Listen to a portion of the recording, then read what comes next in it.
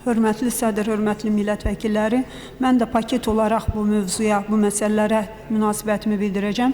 Mən dəstəkləyirəm bütün bu dəyişiklikləri, çünki hesab edirəm ki, bəli, bu məsələ çox sərt şəkildə öz əksini tapmalıdır. Hətta burada arayışda da qeyd olunub Avstriyanın nümunəsindəki, Avstriya kimi ölkələrdə nə qədər sərt cəza mexanizmləri bu mövzularda öz əksini tapır. Çünki neçə illərdir, neçə zamandır bu mövzunun çox ciddi şəkildə gündəmdə olmasına baxmayaraq ciddi biz dəyişiklikləri görmürük.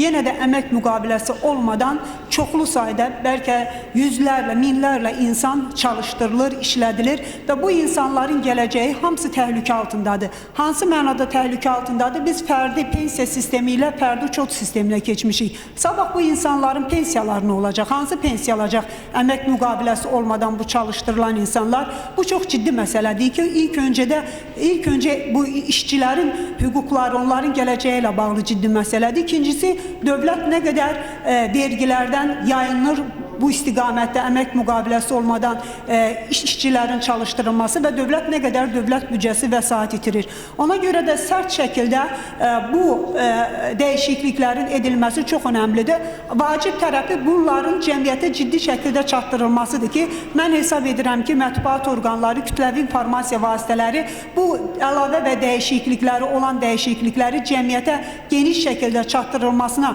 çox böyük ehtiyac var ki, bu istiqamətdə sonra hansısa problemlər yaranmasın. Amma mən iki məsələdə Əli müəllimə istəyəcəm diqqətini yönətmək. Burada bir məsələ ondan ibarət idi ki, əmək müqavilələri olmadan işçilərin çalışdırılması var idi. Biz indi bunun qarşısının alınması istiqamətində addımlar atılır. Və mən hesab edirəm ki, qanunvericilikdə gedən dəyişikliklə bərabər icra orqanları da bu məsələyə nəzarətini gücləndirilməlidir.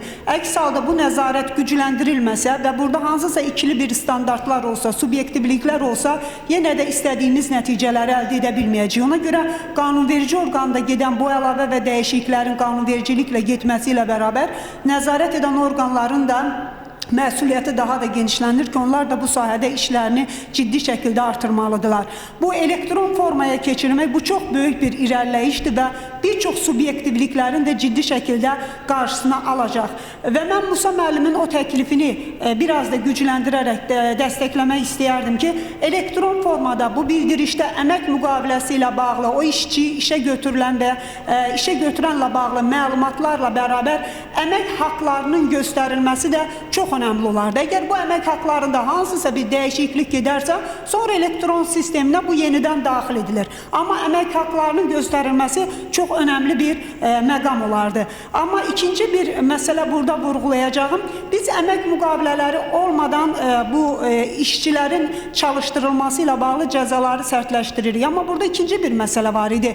Bir çox şirkətlər də nə edirdilər? Bəzi qurumlar işçini götürür. Əmək müqaviləsi də var. Amma o əmək müqaviləsi ilə çalışdırdığı işçinin real əmək haqqı ilə sənədlərdəki əmək haqları tamamilə bir-birinə ziddir. Və bu da nəyə götürürdü? Bu da yenə həmin işçinin, onun əmək müqaviləsi var, amma əmək haqları aldığı real əmək haqqı ilə sənədlər üzərindəki əmək haqları bir-biri ilə uyğun olmadığı üçün sabah onun pensiyası da ciddi şəkildə bu öz mənfi təsirini göstərəcək. Dövlətdən yenə də nə qədər vergi yayınması gedir. Bax, biz bu əmək haqlarının sənədlərdə göstərilməsi və real əmək haqları arasındakı bu fərqlərlə bağlıdır ki, bunun da qarşısının alınması istiqamətində mənə elə gəlir ki, ciddi addımlar atmalıyıq ki, həm vətəndaşın, işə götürülənin, işçinin hüquqlarını daha çox müdafiə edək, həm də dövlətin büdcəsinə real, doğrudan da gəlməli olan gəliri təmin edə bilək. Ona görə bu məsələlərdə, bu elektron formada göndərilmədə bu əmək haqlarının da göstərilməsinin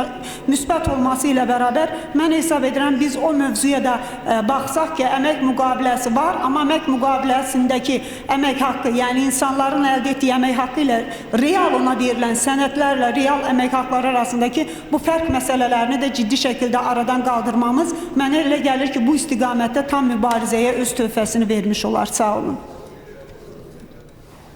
Sağ olun.